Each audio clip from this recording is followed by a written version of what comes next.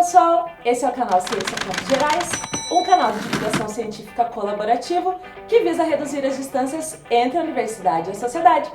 Hoje eu estou aqui com meu amigo Brendo, que é da Geografia e veio conversar um pouquinho conosco sobre imagens, representações e uns assuntos um pouco macabros aí para o final da nossa conversa. Então, por favor, Brendo, se apresenta para o pessoal. Então, pessoal, primeiro, meu nome é Brendo Francis Carvalho, sou mestre em Geografia aqui pela UEPG e queria agradecer a Ana desde já pelo convite de estar participando aqui do canal.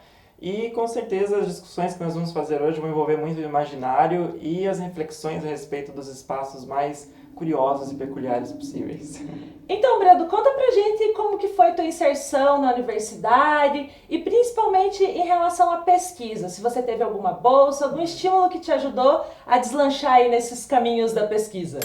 Eu tenho o privilégio de dizer que sou um pesquisador desde que entrei na graduação. Então, eu fiz 4 anos de graduação, mais 2 anos de mestrado e durante todo esse tempo eu fui bolsista, né? Então, eu trabalhei sempre sob orientação de algum professor e fui bolsista PIBIC. Só fazer um parênteses aqui. PIBIC é o Programa de Iniciação Científica, né? Que o pessoal, desde que inicia aí na graduação, começa os seus estudos, já com o auxílio de um professor mais velho, mais experiente, vai ajudando a desenvolver as primeiras etapas da pesquisa. Então você começou no primeiro ano já. No caso, as pesquisas elas começam em agosto, né? Você consegue trabalhar durante 1 ano sob orientação do professor e recebe um valor mensal de bolsa, que no caso da Fundação Araucária e do CNPq estão R$400. É muito dinheiro para você, né, desenvolver, para pagar o básico, assim, que são os livros que você tem que comprar, saídas de campo, etc. Tudo isso a gente vai custeando com esse dinheiro da bolsa. E no final você apresenta o trabalho num evento científico que é o EAIC, que é o Encontro de Iniciação Científica. Eu comecei trabalhando sob orientação da professora Rosemary Moro, lá no LAESA, que é um laboratório da geografia. Trabalhei com a professora Silvia também, na questão das praças, etc. Aí no segundo ano, teve uma discussão a respeito do patrimônio urbano de Ponta Grossa e dos grupos urbanos que frequentavam o nosso parque ambiental. O Parque Ambiental aqui em Ponta Grossa, no Paraná, é um dos maiores parques da cidade. Então ele reúne pessoas de grupos diferentes no mesmo espaço. Então acho que tem desde pessoas idosas com seus grupos, skatistas... Bom, você pode dizer melhor sobre isso. A gente tinha mais ou menos uns 20 grupos, né? Tem desde pessoas que estavam desempregadas, iam para a praça para beber, por exemplo, até os estudantes ocupam a praça de forma muito territorial.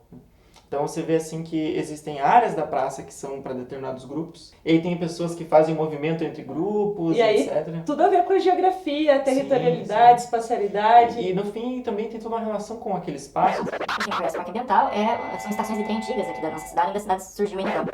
E ali você percebe que muitas dessas pessoas não têm conhecimento do que é aquele espaço. É um espaço arquitetonicamente interessante, né? Porque tem a arquitetura dos séculos anteriores. Mas não se naturaliza-se, né? É uma praça. Também é interessante perceber como as populações que não tiveram a devida, vamos dizer, educação patrimonial, como é que elas se reapropriam daquele espaço. Isso é muito interessante também, né? E é legal que haja essa, vamos dizer assim, heterogeneidade de grupos, né? É importante, né? Porque o parque ambiental não é feito só para os ricos irem lá fazer caminhada, né? O espaço é público, afinal, é de todos nós, né? Mas continua contando sobre as suas pesquisas. E aí depois, no terceiro ano, nós trabalhamos junto com o grupo de patrimônio lá da EPG, estudando o Atlas. Nós fizemos um Atlas digital, em cartografia histórica, né, sobre a orientação do professor Leonel e da professora Naomi Burda, que era sobre a hidrovia do Rio Iguaçu. Então, no sul do Paraná, existia um rio, existe, né, um rio? Mas existia um rio existe ainda um rio? O rio ainda existe, né, que é o Rio das Cataratas do Iguaçu, né? Só que esse rio ele era frequentado por barcos a vapor. Então, tinha toda uma dinâmica econômica, cultural, de efervescência cultural. E com o surgimento das ferrovias e das hidrovias, morreu esse modal logístico.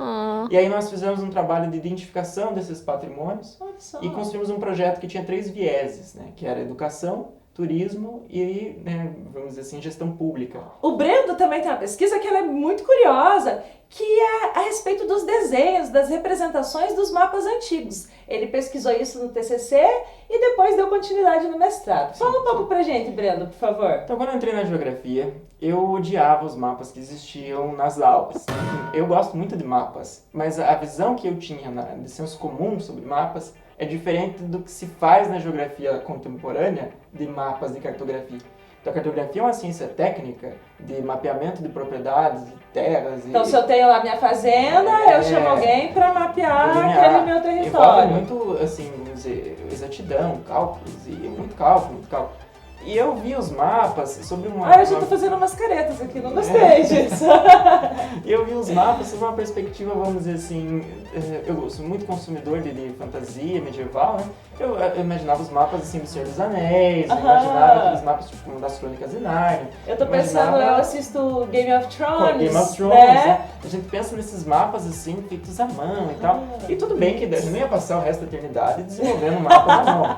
Mas eu queria ver um pouco mais disso. E aí eu vi que isso não era culpa da disciplina, mas era uma culpa, digamos assim, uma transformação que aconteceu ao longo dos anos. A tecnologia Sim, mudou. chegou. E aí, assim, mas muito me incomodava o fato da arte ter desaparecido dos mapas, né? E não é que ela desapareceu. É verdade. Se a gente consultar, por exemplo, os mapas do Brasil, os primeiros mapas do Brasil, tinha desenho até da extração do pau-brasil, Assim. das relações estabelecidas aqui. Tem um mapa do Gastal de Ramus, de 1565, que é o Brasil deitado, assim, na perspectiva do europeu que chega.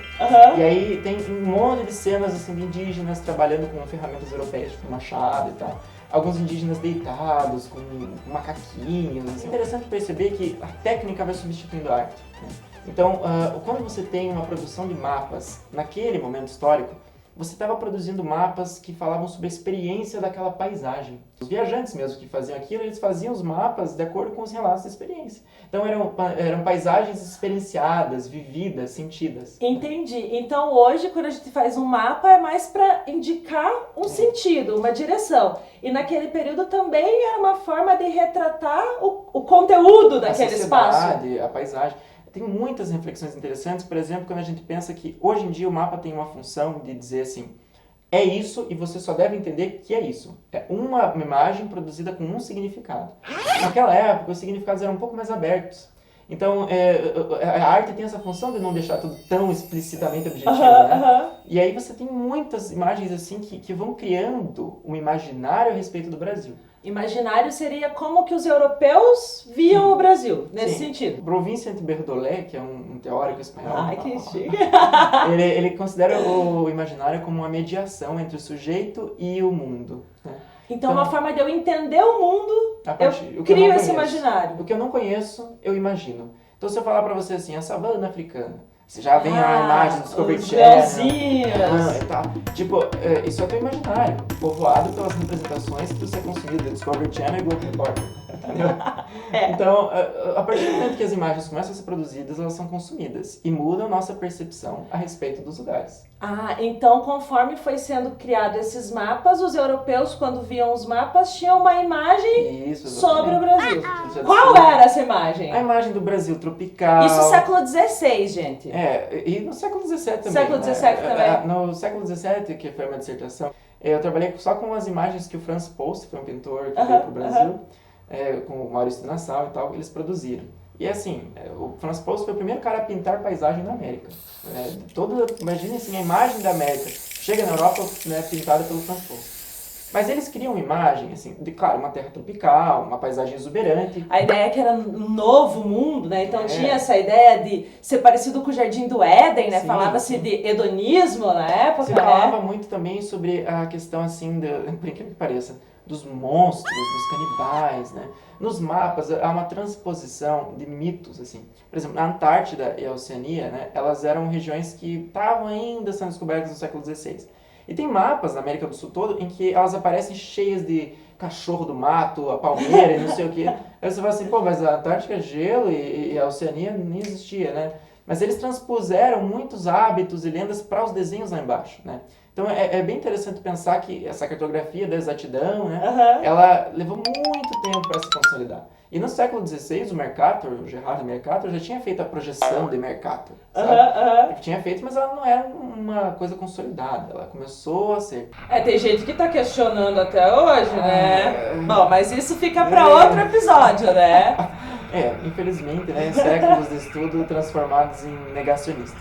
E aí tem um trabalho que agregou muito à minha pesquisa, que é um trabalho da Flávia Galitati. Ela estudou a imagem do Brasil colonial, assim, em várias produções. Ela trabalhou com a ideia da alegoria da América. E, assim, é incrível. Quando os caras transformaram a América em uma pessoa, era assim, a Europa era uma velha senhora e a América era uma jovem moça desnuda. Desnuda, né? Pronta para ser explorada. Exatamente. E é muito triste pensar que essa representação, ela não é só uma representação consumida e reproduzida pelos europeus, mas ela é uma representação que se enraizou na nossa percepção do Brasil. E era isso que eu ia te perguntar, como que estudar esses mapas, tanto, né, no sentido da representação lá deles e como que isso nos afeta, como que a gente pensa a nossa sociedade aqui e essas representações, esses imaginários? Como se tratava de um projeto político, porque a colônia Brasil, que na verdade não era nem Brasil, era América Portuguesa. Digamos assim, que essa parte toda tinha que justificar os empreendimentos financeiros que estavam sendo colocados ali. Então tinha que ser uma coisa bonita para que os europeus vissem e quisessem colocar dinheiro aqui. Está sendo construído ao longo do tempo a ideia de produtividade. Então aqui tem que ser produtivo, tem que ser viável, tem que dar lucro, né? E também uma ideia assim de potencial. Que o Brasil é o país do futuro, sabe? Nossa, essa a gente tá famosa esperando frase, esse assim, futuro, o futuro que né? aqui nos anos não chega, né? Enfim, mas continuando um pouco a nossa conversa, você estudou as representações da Europa estando na Europa. Sim, sim. O meu amigo Brendo, ele esteve um período em Portugal. Eu quero que você conte pra gente como que foi esse processo, se você teve bolsa ou não. E ele fez uma pesquisa meio diferente lá, que no Brasil ainda não é muito conhecido isso não. Conta lá pra gente. Surgiu a possibilidade no mestrado de eu ir para Portugal sem receber dinheiros a mais, né? Eu era bolsista. Eu sempre fui bolsista. Então no mestrado eu consegui, né, a bolsa de mestrado, que era R$1.500. E acho que até hoje esse valor Forever. E aí surgiu a possibilidade de ir para Portugal. Nossa universidade, ela tinha um vínculo com o IPB, que é o Instituto Politécnico de Bragança, que possibilitava que a gente tivesse... Essas grandes aqui. Lá em Portugal o ensino é pago, né? Não existe ensino público universitário. Então, se eu fosse fazer estudos lá, eu teria que pagar. Por esse convênio, então. Não, pagaria. Nossa, Então, então já rolou um houve bom salário. acesso aí, né? Sim, sim. E aí, com a ajuda da família, aí todo mundo se junta e tal, para pagar passagens e tudo mais. Olha, Como que você foi recebido? Teve alguma questão, por exemplo, de xenofobia, né, de preconceito por você ser brasileiro? E aí depois você entra na pesquisa. ok. Os portugueses conhecem muito sobre nós, sabe? Eles são pessoas que de fato conhecem muito não só sobre nós, mas conhecem muito sobre os países africanos que falam português. Conhecem muito sobre, enfim, países da Macau, por exemplo, lá na Ásia, que fala também português. Eles têm esse contato. E na condição de, vamos dizer assim, antigos colonizadores, eles têm o acesso. Então, para um português é muito mais fácil vir ao Brasil. Né? Para um português é muito mais fácil visitar Angola. Né? Para um português é muito mais fácil visitar Moçambique do que para nós fazermos esse movimento contrário de entrar na União Europeia. Então, eles conhecem nossas novelas, eles conhecem nossos memes. Eles não são marinheiros do século XVI que cantam Às fado. vezes acho que a gente ainda fica pensando nisso, né? Que cantam fado, né? Não, são pessoas, né? Eu brinco assim que os portugueses eram pessoas como nós. E de fato, né? Teve muitas pessoas assim com bom senso que me trataram como igual, certo? Mas teve muitas pessoas em posições de poder, sabe? Que assim, fazem a gente ouvir coisas que não são muito agradáveis. E eu sou um homem branco. Lá nas cidades que eu estudei, o IPB tem uma política muito de acolhimento, assim, de estudantes que são de Cabo Verde, de São Tomé e Príncipe. Então tem muitos estudantes negros, né? Muitos estudantes de Angola, enfim. Lá é uma coisa assim mais... assim, quando há, né, essa xenofobia. Mas Portugal fez um favor. Sabe, essa coisa Muito assim? obrigada! Um abraço a todos os meus amigos portugueses. Gente, Mas isso é real, tem né? que estabelecer a crítica, Não, mas né? assim, da E mesma aproveitar maneira- o teu relato pra gente aprender com isso. Da mesma maneira que existiram as pessoas que me trataram bem, também teve pessoas que me trataram mal. Assim como tem brasileiros que vão pra lá e fazem coisas que fazem mal, digamos assim, a própria imagem do Brasil lá fora. Só que, assim, ainda falta, eu vejo, uma valorização da nossa ciência. Existe uma espécie de desconsideração, assim, não vou dizer, não é exclusiva da minha universidade, Assim, da ciência produzida no da Brasil. ciência produzida no Brasil, sabe? Como se a gente Tipo tivesse assim, no estágio anterior e eles... Esse artigo do Brasil, sabe? Tem coisas que nós produzimos muito mais do que lá, e tem coisas que eles produzem muito mais do que aqui. Ok, tudo bem, né? E assim, ao longo da minha passagem em Portugal, eu comecei, eu acho que a mudar a cabeça das pessoas que conviveram comigo, sabe? Olha só. Então, assim, no primeiro dia de aula, eu lembro que teve uma pessoa X que chegou e falou assim, nossa, mas mandaram um brasileiro pra cá? Por que não mandaram uma brasileira, que seria muito melhor? Ah, também acho. Não, mas... Bom, se for Não, do mas ponto de veja vista que- da perspectiva de gênero, de incluir, tranquilo. Não, mas Mas era da aham, perspectiva... Sexual mesmo. É no sentido assim, da mulher brasileira. É, Ai, como eu sou ingênua! Exatamente. Enfim, mas Portugal te trouxe aí um tema de pesquisa novo. O que eu estudava lá era marketing turístico aplicado ao turismo internacional. É uma área do conhecimento, assim, bem, vamos dizer, mercadológica, mas que tem uma permeabilidade muito interessante. E que tem tudo a ver com o imaginário. E aí, como nós estávamos num projeto aqui no Brasil sobre um cemitério, eu resolvi estudar turismo cemiterial. Olha só. Já pensaram fazer turismo no cemitério? Mas daí não é... Assim, É tabu. É, isso que eu ia perguntar. Ir lá e fazer uma pose de blogueira, assim, Não. tipo Nana Gouveia? Não. Sobre os escombros, né? Deus ali.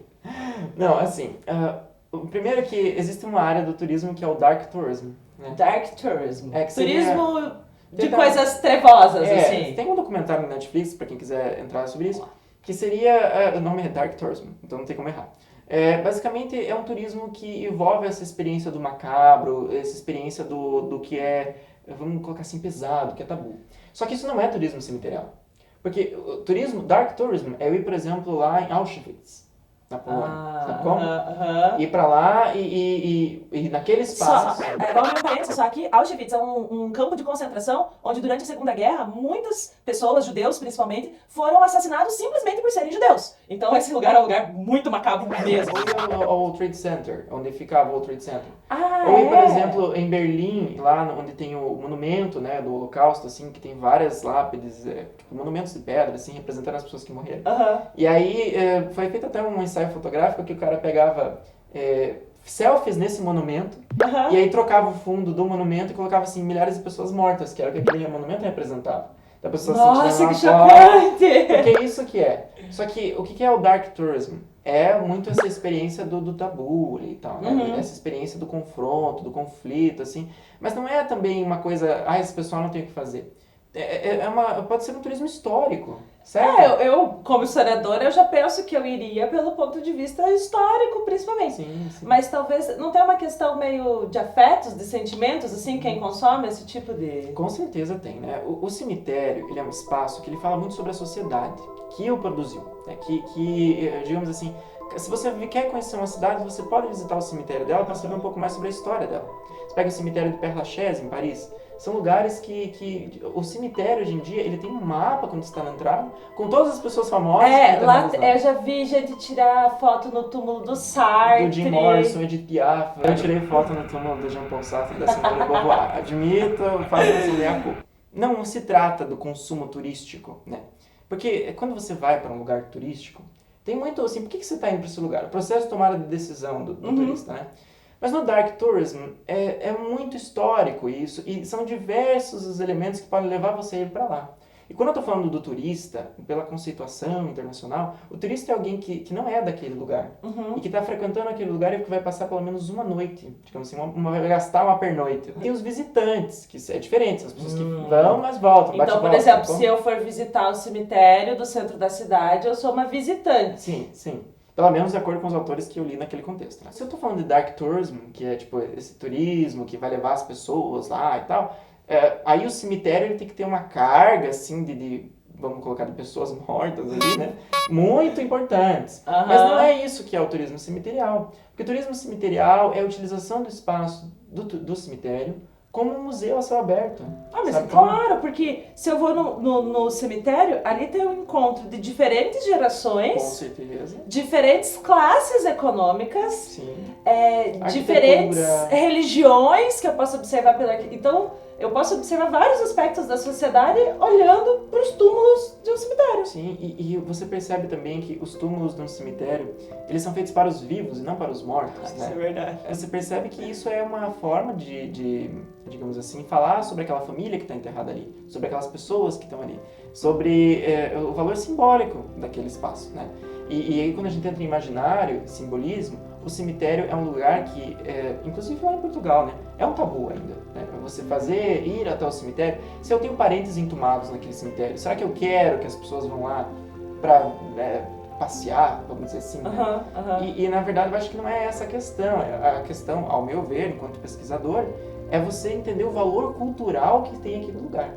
O valor cultural que está presente, por exemplo, na história de vida daquelas pessoas que estão ali, que não devem ser esquecidas. Né? E que às vezes está escrito em livros, às vezes está no museu, mas às vezes não. E pessoas comuns estão ali. Nossa, você está falando e um monte de coisa está fazendo sentido na minha cabeça, porque é exatamente isso. A história da maioria das pessoas nunca vai ser escrita em lugar algum, mas que de alguma forma elas ficam inscritas naquele espaço. Então, quando a gente fala cemitério, a gente pode conhecer um pouco da nossa própria identidade, por exemplo. Mas precisa ter informação, né? Precisa que haja uma estrutura ali com... pode ser placas, pode ser informações relativas a quem, né? Só o simples nome da pessoa que está ali já é alguma coisa. Mas a gente vê que os cemitérios hoje em dia se encontram muito defasados, muito abandonados, né?